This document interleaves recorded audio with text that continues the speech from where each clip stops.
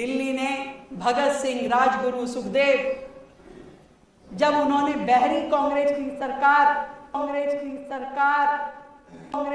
सरकार के खिलाफ असेंबली में बम फेंका था, उस क्रांति का बिगुल भी सुना है। क्या भगत सिंह ने कांग्रेस सरकार के खिलाफ बम फेंका था? दिल्ली की सीएम रेखा गुप्ता के दावे में कितनी सच्चाई है, सब कुछ जानेंगे आज के इस वीडियो में, इसलिए वीडियो को पूरा जरूर देखिएगा। सलाम नमस्ते, मेरा नाम फरहीन अंसारी है और ये खबर आप मेरे official channel Farheen Ansari official पर देख रहे हैं। दोस्तों, अगर आप इतिहास पढ़ते हैं, आप अपने देश के बारे में, अपने वीर शहीदों के बारे में, भगत सिंह के बारे में थोड़ा बहुत भी जानते हैं, तो आपको पता होगा कि ब्रिटिश हुकूमत के खिलाफ लड़ते हुए 1931 में मात्र 23 साल की उम्र में फांसी के फंदे को चूमकर शहीद हो गए थे भगत सिंह।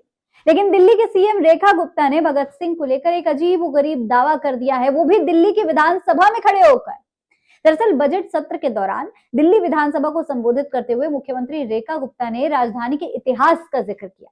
उन्होंने महाभारत के संदर्भ से अपनी शुरुआत की, फिर पृथ्वीराज चौहान जैसे ऐतिहासिक व्यक्तित्वों का जिक्र किया और फिर 1929 में भगत सिंह और बटुकेश्वर दत्त ने जो केंद्रीय विधानसभा में बम विस्फोट किया था, उसकी बात कही।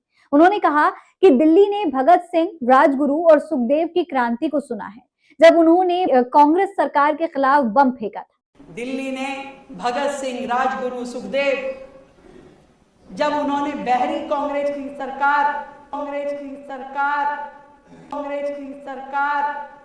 के खिलाफ असेंबली में बम फेंका था, उस क्रांति का बिगुल भी सुना है। उनका ये बयान विधानसभा की आधिकारिक वेबसाइट के लगभग 1 घंटे 45 मिनट के समय पर है। अब जरा उनके इस बयान की असलियत भी जान लेते हैं। देखिए, रेखा गुप्ता ने कहा कि भगत सिंह और उनके साथियों ने कांग्रेस सरकार के खिलाफ बम फेंका था, जबकि असलियत यह है कि उस समय कांग्रेस की सरकार थी ही नहीं। उस समय भारत में ब्रिटिश सरकार के खिलाफ संघर्ष चल रहा था। हाँ, ये बिल्कुल सही है कि 8 अप्रैल 1929 को भगत सिंह और बटुकेश्वर दत्त ने केंद्रीय विधानसभा में बम फेंका जरूर था, जिसका उद्देश्य किसी को नुकसान पहुंचाना नहीं था, बल्कि ब्रिटिश सरकार के दमनकारी कानूनों जैसे कि पब्लिक सेफ्टी बिल और ट्रेड डिस्प्यूट बिल के खिलाफ अपनी आवाज बुलंद करना था और सोई हुई जनता को जगाना भी था।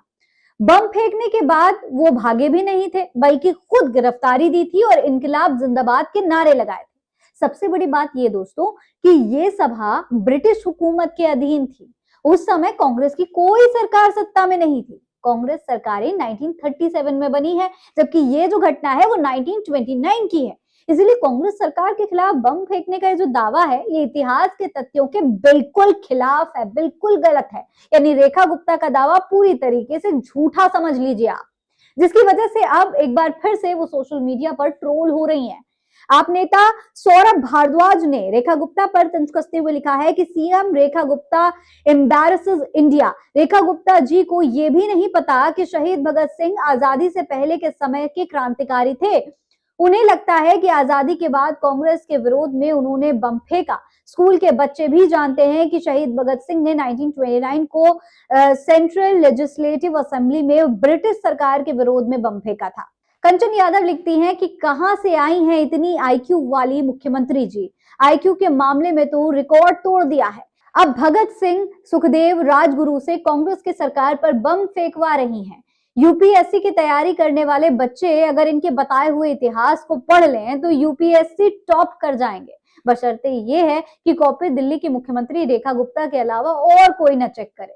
अशोक कुमार पांडे लिखते हैं कि सच में बीजेपी के पास कमाल का ट्रेनिंग सेंटर है, जो मुख्यमंत्री को बताता है कि भगत सिंह ने आजादी के बाद कांग्रेस के खिलाफ असेंबली में बम फेंका था। ये डीयू की पढ़ी है।